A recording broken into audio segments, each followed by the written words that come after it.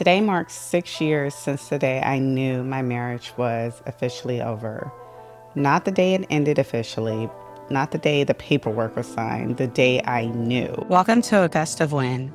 I'm Augusta Joshua, and this is where we rebuild, reclaim, and rise after life's toughest moments. If you're on your journey of healing, rediscovery, or rebuilding your life from the ground up, you're in the right place. Today's episode is personal for me, and I almost didn't record it, but I learned that the moments I want to skip over are usually the exact moments someone else needs to hear. So here we are. Today marks 6 years since the day I knew my marriage was officially over. Not the day it ended officially, not the day the paperwork was signed, the day I knew. And if you ever had a moment like that, like a quiet, undeniable moment of truth that you couldn't unknow, then this episode is for you. So 6 years ago, I didn't have a plan. I didn't have clarity about what came next. What I had was a truth I can no longer outrun. And for a long time, even after everything changed, I was still living in the aftermath of that season in ways I didn't even fully recognize. Here's what nobody tells you about healing. It's not always loud. It doesn't always announce itself. And sometimes healing looks like an ordinary day where you finally do the thing you should have done a long time ago. And you feel not angry, not sad, just clear. That happened for me recently. I established a stronger boundary with my co-parent. And I want to be careful how I talk about this because this isn't about someone else's journey. This is about my journey. It's about how I've grown. What I recognize is that I've been living in a gray area, a space that wasn't fully closed, a space I told myself where I was fine. It was manageable. It was necessary. And what I didn't realize is that how much of that gray area was quietly costing me. The moment I put up that boundary, a real firm one, I felt something I hadn't felt in a long time. Lightness. Not relief exactly, not happiness. It was just lightness. And standing in that feeling for 6 years, I felt something else too. It was this quieted pride, not in spite of the hard road, but because of it. Every hard conversation, every therapy session, every late night of journaling, every moment I chose truth over control, it all led to this.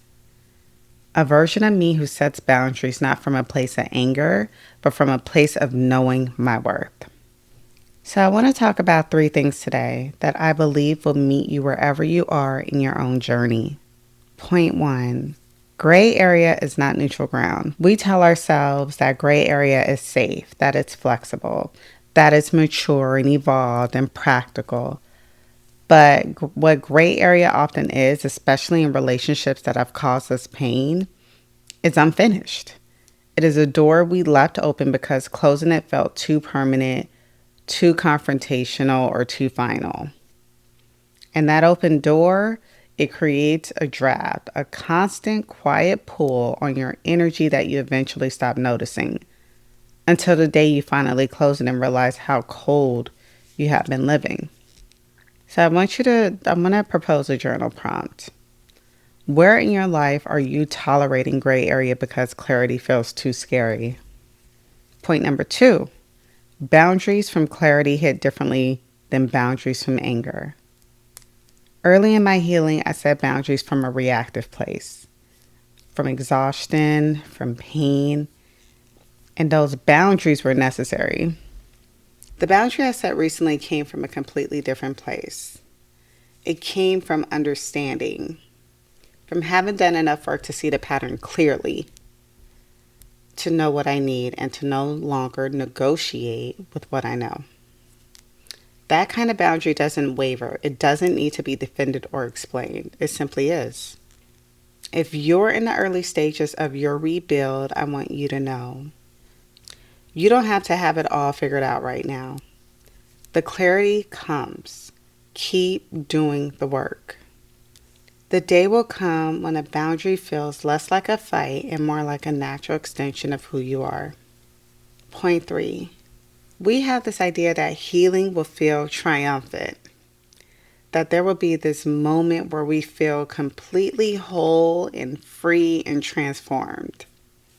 And sometimes there are moments like that, but more often healing looks like a conversation you handle without shaking, a decision you make without second guessing yourself for days, a boundary you set and hold with peace.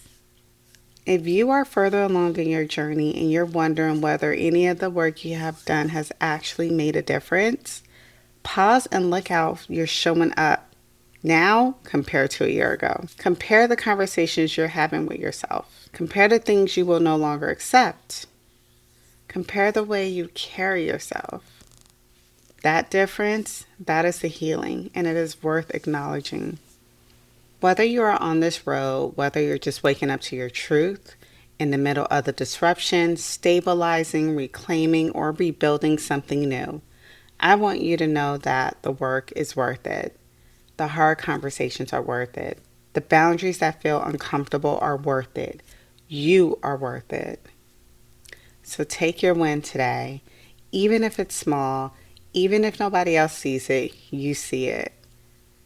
And that's enough. You've grounded yourself in truth. You're unlearning the lies, you're strengthening your worth, and you're taking action towards the life you deserve. That's the gust of win, and you're living it. I'm Augusta Joshua. Thank you for spending this time with me. Until next time, and remember, you don't need a storm, you just need a gust of wind. If this episode gave you a little gust of wind today, share it with someone who needs a reminder that rebuilding is possible. Follow A Gust of Wind wherever you listen to podcasts. And if this episode spoke to you, leave a review so more women can find this space. Remember, your resilience already won. Now it's time to live like it. Until next time, keep rising.